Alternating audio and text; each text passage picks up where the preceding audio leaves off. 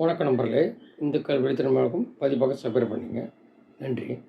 இப்போ பார்த்தீங்கன்னா, இந்த 2, 3 வருஷம் கழிச்சு இந்த எஸ்சி, எஸ்டிக்கு போயிட்டு கலெக்டரேட்டில் போயிட்டு எடப்பாடி இருக்கும்போது கரெக்டாக இருந்தா. அந்த மாதிரி ஒரு எஸ்சி, எஸ்டி சார்பா இந்த தயாநிதி ஒரு வார்த்தை விட்டாப்படி.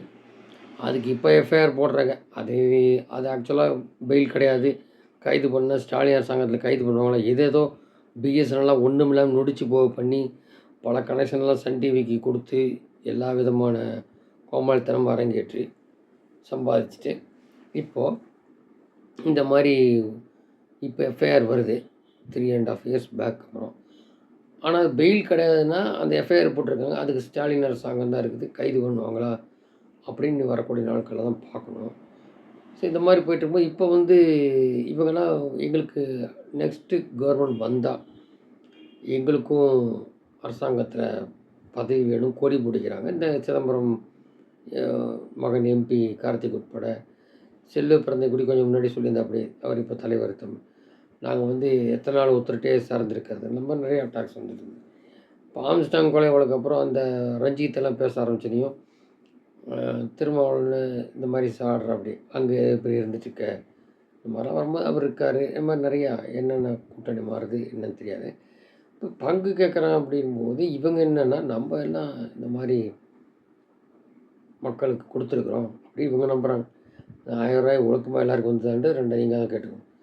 இப்படி பல இதெல்லாம் பண்ணியிருக்கோம் அப்படின்ட்டு நம்ம தனியாக நிற்கலாம், வர்ற கூட்டணி மட்டும் வரட்டும்.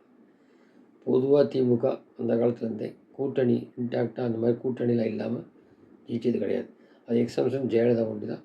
14லையும் 16லையும் சின்ன கட்சி தான், பெரிய கட்சி எதுவும் இருக்குல்ல.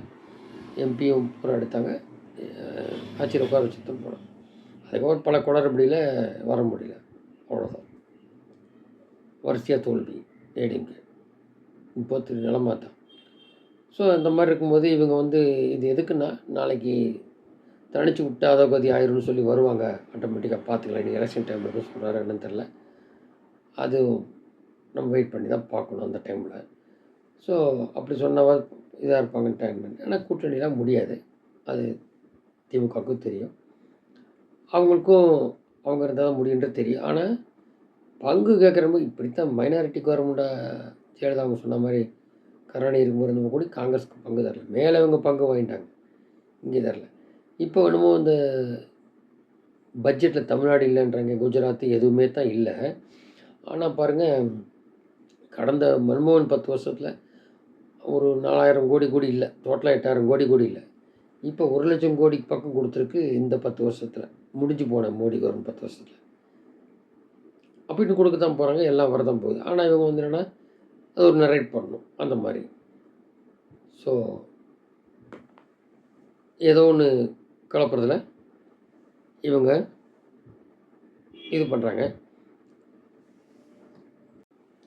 அப்புறம் பார்த்தீங்கன்னா இவங்க சென்ட்ரல் கவர்மெண்ட்டை எதிர்க்கிறது. இப்போது சென்ட்ரல் கவர்மெண்ட்டு எந்த கவர்மெண்ட்டாக இருந்தாலும் இவங்க மைனாரிட்டி ஓட்டுக்கு வேண்டி பாஜக இருக்குன்னா அதை எதிர்த்து பிரச்சனை இல்லை. இதே காங்கிரஸ் இருக்கும்போது இவங்களுக்கு எந்த பதவி வேணும்னு தான் கேட்டாங்களே, இந்த மாதிரிலாம் கேட்கலாம். அதே மாதிரி கல்வி பட்டியலையும் மாற்ற சொல்லிலாம் கேட்கல. இப்போ வழி இல்லை, கதிகேடு. கல்வி பட்டியலாம் அப்போ 10 வருஷம் என்ன பண்ணேன், கொள்ளையடிக்கத்தான் உங்களுக்கு இருக்குது. 2G ஊழல்லேருந்து பல ஊழல். அப்போ ஒன்றும் இல்லை, கண்ணு தெரியல. அந்த இது நீட்டு கொண்டுறதுக்கு இவங்க தான் காரணம். அப்போல்லாம் விட்டாச்சு. இப்போ ஒன்றுமே இல்லாமல் ஏதோ ஒரு கையில் தூக்கணுன்றது தான் அரசியல். இதில் பார்த்தீங்கன்னா இப்போ அப்படி இருக்கும்போது அன்றைக்கெல்லாம் ஜெயலலிதா எதிர்க்கும்போது அவங்கள்ட்ட ஃபண்ட் இருந்தது, அவங்க பணம் முடிஞ்சது, அவங்க எதிர்க்க வேண்டியதுக்கு எதிர்த்தாங்க. அதே ராமர் கோயில் கட்டுறதுக்கு ஆள் அனுப்புறேன்னு சொன்னாங்க தான். ஆனால் இவங்க என்னடான்னா 8 லட்சம் கோடி கடனாகி போச்சு, தமிழகத்தின ஓட்டு போட்டிருக்காங்க, கடைசியாக 40 MP கொடுத்துருக்கான் சோலையா. ஆனால் அதை பார்க்காம இந்த மாதிரி ஒன்றும் கொடுக்கல. அந்த நிதியை கூட்டத்துக்கு போனால் தானே, சொன்னால் தானே ஏதோ வரும், அதுக்கு போக மாட்டேங்கிறார். அதான் நம்மளை வீடியோ போட்டு 2 வருஷம் இதுக்கு முன்னாடியும் போடலை. ஒருவேளை இங்கிலீஷும் ஹிந்தியும் தெரியாது பாவம், போய் என்ன பண்ண போகிற, பேச போகிறது ஒன்று தான், போகாது ஒன்று தான் எடுத்துக்கலாம் நம்ம. அதனால் எதிர்த்துட்டு இருந்தால் ஒன்றும் கிடைக்காது. நிதி நிலைமை மோசம். யாரும் ஜெயலலிதா கிடையாது, அவங்க ஃபண்டு கையில் இருந்தது, நிதி நிலைமை சீராக இருக்கும்போது பண்ணாங்க. அப்படியே கேட்டு தான் வந்தாங்க முடியல, அந்த கதை வேறு. அது எல்லாருமே முடியாது. அதே எடப்பாடியுமே ஜெயலலிதா கிடையாது. அதனால் அனுசரித்தா தான் ஆட்சி வரும், அந்த மாதிரி இருக்குது. இப்போ இதெல்லாம் போக ஒரு வேடிக்கை பாருங்கள். தமிழரசின் குற்ற வழக்குகளை துறை இயக்குனராக முதலமைச்சர் ஸ்டாலின் அவருக்கு நெருக்கமானவர் ஆசன் முகமது ஜின்னா அப்படிங்கிற அப்பாயின்ட் பண்ணியிருக்காரு. திமுக ஆட்சிக்கு வருவதற்கு முன்பாக இவர் திமுக இளைஞரணி துணைச் செயலாளர் இருந்தவர். திமுக ஆட்சிக்கு வந்ததும் தமிழரசின் தலைமை குற்றவியல் வழக்கறிஞர் நியமித்தனர். தலைமை குற்ற வழக்கறிஞர் இருந்தவர் இப்போ 3 ஆண்டு கழித்து இவரை டைரக்டர் ஆக்கியிருக்காங்க. ஏன் வேறு ஆள் எத்தனையோ திறமையான இருக்காங்க, அதிகார துஷ்பிரயோகம்னு சொல்லி அண்ணாமலை சொல்லிட்டாரு. உங்களுக்கு ஏற்கனவே பல பேருக்கு வழக்கெல்லாம் இருக்குதுல்ல. அப்போது அது இணை துணை என தகுதி வாய்ந்தவர் இருக்கும்போது ஒட்டுமொத்த குற்ற வழக்கின் துறையின் தலைவருக்கு பொறுப்புக்கு நெருக்கமானது கட்சியில் இருந்து அந்த மாதிரி ஆளை போட்டிருக்காங்க நபர். சட்டம் ஒழுங்கு சீர்குலைந்து கிடைக்குது. பல குற்றங்களுக்கு தீர்மானம் நேரடி தொடர்பு இருந்தும் வெளிப்படையாக தெரிய வரும் நிலையில் ஒட்டுமொத்த குற்ற வழக்கு கையாளும் முக்கிய பொறுப்பில் அது கட்சியில் இருந்தவரே தூக்கி போட்டிருக்காங்க. சரிங்களா? அவர் எப்படி அதை பற்றி ரிப்போர்ட் கொடுப்பார், என்ன வழக்கு இதாடுவாங்க, என்ன இதெல்லாம் துஷ்பிரயோகம் உண்மையாக கண்டிக்கத்தக்கதுன்ட்டார். இதில் எப்படி வரும்? ஸோ வழக்குகளை பார்க்குறதுக்கு கட்சியிலேருந்தே வந்து டைரக்டராக போட்டால் ஒன்று எப்படி அந்த போதைப்பொருள் கடத்துகிற ஆள் கட்சியில் இந்த ஜாபர் சாதிக்கு எல்லாம் ஒன்று தான். ஸோ என்றைக்கு திராவிட மாடல் ஒளியுன்னு பார்க்குறாங்க, ஒளினா எதிரணியில் ஒன்று சேரணும். ஒன்று சேராமல் விஜய் வந்தாலும் யார் வந்தாலும் இல்லை தனித்தனியாக நின்று திருப்பி அதே பழையவை தான்.